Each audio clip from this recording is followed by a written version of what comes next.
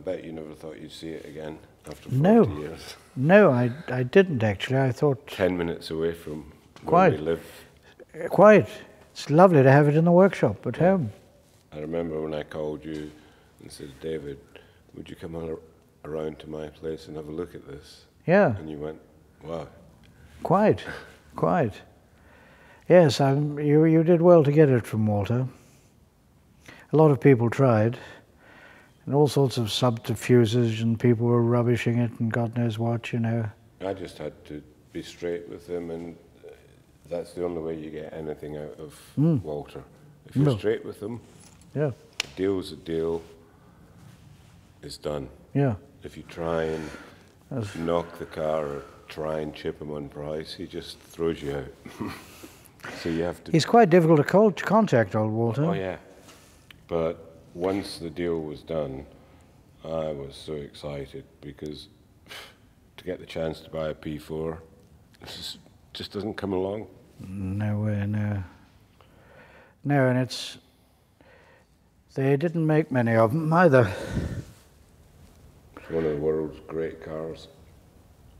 I think when you see the price of like 250 GTOs selling for $30 million plus, it's cheap this compared with a GTO. Well, this was and it's rarer. This was always, in the older days, much more expensive than a GTO. Yes. I mean, we used to pay £6,000. I had 2 new ones from the factory, and £6,000 we used to pay.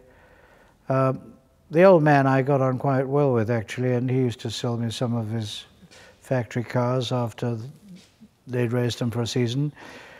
They were pretty well sorted, but you still had to do quite a bit to them to keep them competitive. But your experience in P4s is better than anyone, because you've got all sorts of drawings. Well, I used to live with them. I mean, you know, dream about them, you know. Every nut and bolt, oh my goodness, yeah.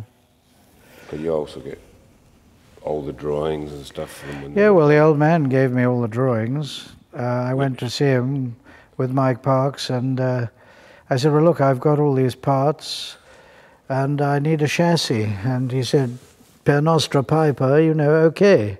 And he then called Cavaliere Ghiberti and said to him, have we got enough Kappa MAO steel tube to make another chassis?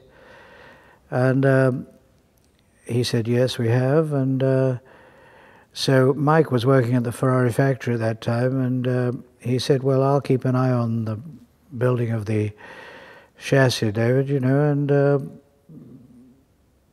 that was that. And old man Ferrari said to me, well, you better have chassis number 0900, which he gave me, and he gave me all the drawings of the chassis and everything, and we built the car. Then when it was finished, I asked the old man if I could borrow Didier Peroni to drive it at a race we were organizing at Mollery, and he said, yes, okay. I mean, if I went to Luca Montezemolo today and said, could I have Alonso to drive a car at the Silverstone Classic, I don't think I'd have much chance. So it shows you how things have changed. The fact to give you all the drawings, I mean, quite. Even they're historical. Absolutely, yeah. Part of history. Yeah, quite, quite. Well, they've all got the Ferrari stamp on the back of all them, you know, all over the paperwork and everything. Yeah, you showed me, it was amazing. Yes, yes. In a beautiful brown folder with an elastic, typical Italian, you know. I mean, there's something about Italy, you know, it's a bit special. Anyway, thank you, David. Is there anything you can add apart from... Well, not really. I'm just looking forward to getting it finished and hearing it running. Yeah, me too. Great. Thank you, David. All right.